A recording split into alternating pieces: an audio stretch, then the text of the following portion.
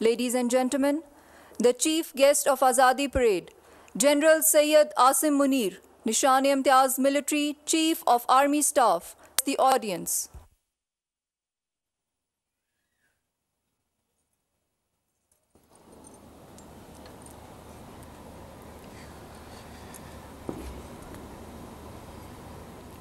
Bismillahirrahmanirrahim. Commandant Pakistan Military Academy, قابل قدر مہمانان گرامی، خواتین و حضرات اور اس پریڈ میں موجود پرعزم کیڈٹس، السلام علیکم۔ پاکستان کے یوم آزادی کے عظیم موقع پر میں آپ تمام کو دل کی گہرائیوں سے مبارکباد پیش کرتا ہوں۔ یہ لمحات خوشی منانے کے ساتھ ساتھ اللہ تعالیٰ کا شکر بجا لانے کے بھی ہیں کہ اس ذات باری تعالیٰ نے ہمیں پاکستان کی صورت میں آزادی کی عظیم نعمت سے نوازا اور حوصلہ، ہمت اور طاقت عطا کی کہ ہم نہ صرف اس مملکت خدا داد کا دفاع کر سکیں بلکہ اس مسلمہ حقیقت کو آنے والی نسلوں کے لیے ایک کامیاب اور عظیم مثال بنا سکیں۔ خواتین و حضرات، ہمارے قومی شعور کی بنیاد نظریہ پاکستان ہے جو دو قومی نظریہ پر مبنی ہے۔ اس تاریخی اور دائمی نظریے نے بر صغیر کے مسلمانوں کو ایک علیحدہ شناخت، ثقافت اور تہذیب قائم کرنے کا موقع فراہم کیا۔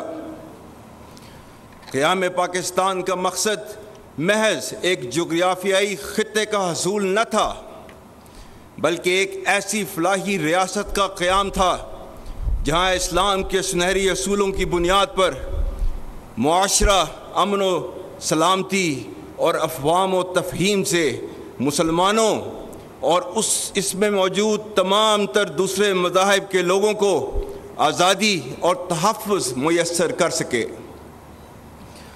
آزادی پاکستان علامہ محمد اقبال کی مدبرانہ سوچ، قائد اعظم محمد علی جناح کی عظیم قیادت اور بر صغیر کے لاکھوں مسلمانوں کی بے لوث قربانیوں کا ثمر ہے۔ یہ ملک نہ صرف قائم رہنے بلکہ دنیا عالم میں نمایاں مقام حاصل کرنے کے لیے معرض وجود میں آیا۔ اسی مناسبت سے قائد اعظم کے تاریخی الفاظ انتہائی اہم ہیں جو کہ میں دہراتا ہوں۔ We have undoubtedly achieved Pakistan, and that too without war, practically peacefully, by moral and intellectual force, and with the power of the pen, which is no less mightier than that of the sword, and so our righteous cause has triumphed. Are we now going to despair and tarnish this greatest achievement for which there is no parallel in the history of the world? Pakistan is now a fait accompli, and it can never be undone.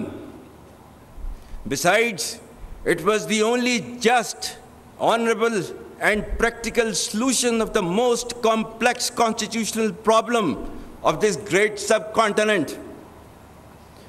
Let us now plan to build and reconstruct and regenerate our great nation. خواتین و حضرات، ہمارے بزرگوں نے اپنے جداگانہ تشخص کے حصول کی خاطر ہجرت کی صعوبتیں برداشت کیں اور بے شمار قربانیاں دیں۔ آج کے دن ہم تحریک پاکستان کے قائدین اور کارکنان کو خراج عقیدت پیش کرنے کے ساتھ ساتھ ان شہداء، غازیوں اور لواحقین کو بھی سلام پیش کرتے ہیں جنہوں نے ان قربانیوں کی بنا پر آزادی کے پرچم کو ہمیشہ سر بلند رکھا۔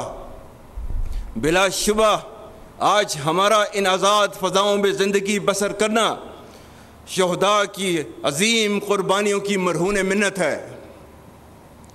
جس طرح قیام پاکستان کے وقت ہمارے اجداد نے متعدد مشکلات کا سامنا کیا، اسی طرح ہم نے اپنے ارتقائی دور میں خاص طور پر ماضی قریب میں متعدد چیلنجز کا بخوبی مقابلہ کیا۔ الحمدللہ کسی بھی مشکل نے ہمارے عزم اور ارادے کو کمزور نہیں کیا۔ تاریخی طور پر ہمارے قومی جذبے کو ہمیشہ آزمائش میں تقویت ملی اور ہم من حیث القوم ہمیشہ ہر مشکل کے بعد اور بھی زیادہ مضبوط بن کر ابھرے، جس میں قوم اور افواج کا باہمی اعتماد کلیدی رہا ہے۔ یاد رکھیں، نا اتفاقی اور انتشار ملک کو اندر سے کھوکھلا کر کے بیرونی جارحیت کے لیے ہموار کر دیتے ہیں۔ قوم کا پاک فوج پر غیر متزلزل اعتماد ہمارا سب سے قیمتی اثاثہ ہے۔ یہ مضبوط رشتہ مشکل حالات میں ہماری قوت بن کر حوصلوں اور جذبوں کو بڑھانے کا سب سے بڑا ذریعہ ہے۔ افواج پاکستان کو کمزور کرنا پاکستان کو کمزور کرنے کے مترادف ہے۔ مجھے پختہ یقین ہے کہ کوئی منفی قوت اعتماد اور محبت کے اس رشتے کو نہ کبھی کمزور کر سکی ہے اور نہ ہی آئندہ کر سکے گی۔ افواج پاکستان نے ملک اندرونی اور بیرونی دفاع کی قسم کھا رکھی ہے، جس کی آبیاری روزانہ کی بنیاد پر وہ اپنے خون سے کر رہی ہے۔ ہم کسی بھی صورت اور کسی بھی قیمت پر اپنی قربانیوں کو رائیگاں نہیں جانے دیں گے انشاءاللہ۔ خواتین و حضرات، عالمی اور علاقائی سطح پر تیزی سے تبدیلیاں رونما ہو رہی ہیں، جن کی رفتار اور نوعیت غیر معمولی ہے۔ ان تبدیلیوں سے قطع نظر پاکستان کا مقام ہر دور میں نہ صرف خطے اور مسلم امہ میں بلکہ بین الاقوامی سطح پر بھی انتہائی اہمیت کا حامل رہا ہے۔ ہم دنیا میں اپنی امن پسندی اور اصولوں پر مبنی موقف کی وجہ سے ایک نمایاں مقام رکھتے ہیں۔ اللہ تعالیٰ کی عطا کردہ بے پناہ قدرتی وسائل، جفا کا شوام اور حوصلہ مند جوانوں کی بدولت بلا شبہ پاکستان کا مستقبل روشن و تابناک ہے۔ بدقسمتی سے ہمارے خطے میں انتہا پسندی اور دہشت گردی کے عزائم رکھنے والی قوتیں سرگرم عمل ہیں۔ عوام، افواج پاکستان اور قانون نافذ کرنے والے اداروں نے دہشت گردی کا کامیابی سے مقابلہ کیا ہے اور نہ صرف لازوال قربانیاں دی ہیں بلکہ آنے والے وقتوں میں بھی کسی قربانی سے دریغ نہ کرنے کا مصمم اور غیر متزلزل ارادہ رکھتے ہیں۔ انسداد دہشت گردی کے لیے مکمل یکسوئی کے ساتھ اختیار کی جانے والی کثیر الجہتی حکمت عملی، عزم استحکام، قومی عزم کا استعارہ، سلامتی کی ضامن اور وقت کا اہم تقاضا ہے۔ آج ہمارے خیبر پختونخوا صوبے میں بالخصوص فتنہ الخارج المعروف تحریک طالبان پاکستان کی ریاست اور شریعت مخالف کارروائیوں کی وجہ سے دہشت گردی کے فتنہ نے دوبارہ سر اٹھایا ہے، جس کی سرکوبی کے لیے افواج پاکستان اور تمام قانون نافذ کرنے والے ادارے ہمہ وقت برسر پیکار ہیں۔ اسی فتنہ کے بارے میں چند دن پہلے علماء و مشائخ کرام سے بات کرتے ہوئے میں نے کہا تھا کہ اگر تم شریعت اسلام کو نہیں مانتے، آئین پاکستان کو نہیں مانتے، تو ہم بھی تمہیں پاکستانی نہیں مانتے۔ دہشت گردی کے خلاف جنگ میں خاص طور پر ہمارے پختون بھائیوں نے جرأت، ایثار اور قربانیوں کی جو لازوال داستان رقم کی ہے، اس پر پوری قوم انہیں سلام پیش کرتی ہے۔ اور جس طرح فساد فی الارض کو پھیلانے والی طاغوتی قوتوں کے سامنے افواج پاکستان بشمول تمام قانون نافذ کرنے والے اداروں کے شانہ بشانہ خیبر پختونخوا کے عوام ایک سیسا پلائی ہوئی دیوار کی مانند پچھلے 22 سال سے کھڑے ہیں، اس کے لیے پوری پاکستانی قوم آپ کی مرہون احسان ہے۔ میں پاکستان اور بالخصوص خیبر پختونخوا کی غیور عوام کو اللہ کے احکامات کی روشنی میں یقین دلاتا ہوں کہ آپ فساد فی الارض کے خلاف جنگ لڑ رہے ہیں، جس میں اللہ کے وعدوں کے مطابق فتح انشاءاللہ ہماری ہوگی۔ قرآن میں سورہ مائدہ کی آیت نمبر 33 میں اللہ تعالیٰ نے فرمایا ہے انما جزاء الذین یحاربون اللہ ورسولہ ویسعون فی الارض فسادا ان یقتلوا او یصلبوا او تقطع ایدیہم وارجلہم من خلاف او ینفوا من الخزي فی الدنیا ولہم فی الآخرۃ عذاب عظیم۔ اور اس کا ترجمہ ہے بے شک جو لوگ اللہ اور اس کے رسول سے جنگ کرتے ہیں اور زمین میں فساد انگیزی کرتے ہیں، ان کی سزا یہی ہے کہ وہ قتل کر دیے جائیں یا سولی چڑھا دیے جائیں یا کاٹ دیے جائیں ان کے ہاتھ اور پاؤں مخالف سمتوں سے، یا نکال دیے جائیں وہ اپنے ملک سے۔ یہ ان کے لیے رسوائی ہے دنیا میں اور ان کے لیے آخرت میں عذاب عظیم ہے۔ اور سورہ مائدہ کی آیت 56 میں اللہ تعالیٰ فرماتا ہے اور یہ جنگ جو اس کے راستے میں لڑ رہے ہوتے ہیں ان کو فتح کی نوید دیتا ہے، فَإِنَّ حِزْبَ اللَّهِ هُمُ الْغَالِبُونَ، بے شک اللہ کی جماعت ہی غالب رہے گی۔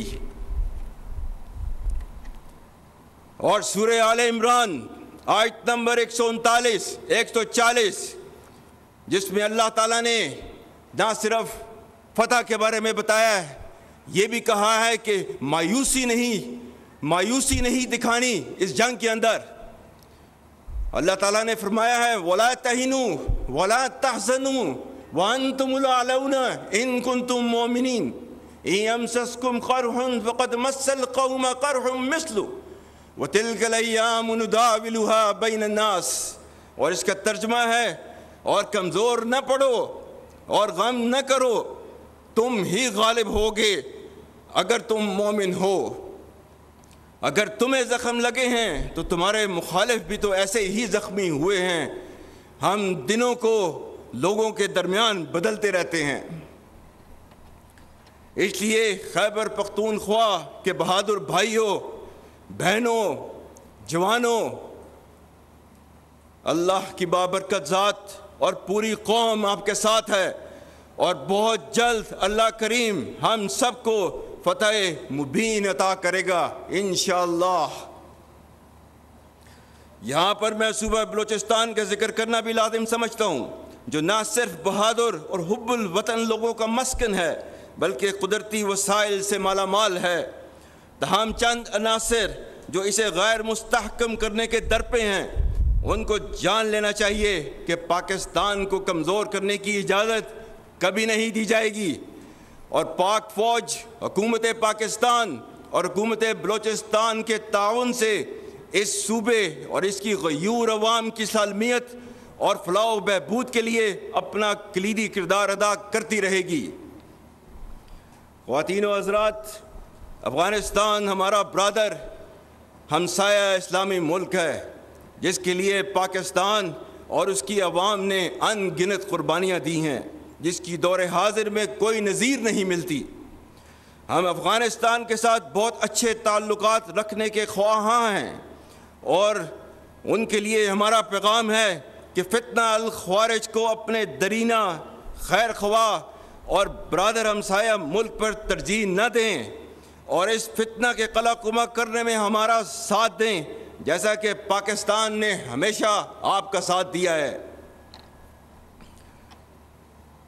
خواتین و حضرات، پچھلے چند سالوں سے ریاست مخالف بیرونی طاقتوں کی سرپرستی میں ڈیجیٹل دہشت گردی کی مضمون کوشش کی جا رہی ہے، جس کا مقصد جھوٹی خبروں اور پروپیگنڈے کے ذریعے قوم میں نفاق اور مایوسی پھیلانا ہے۔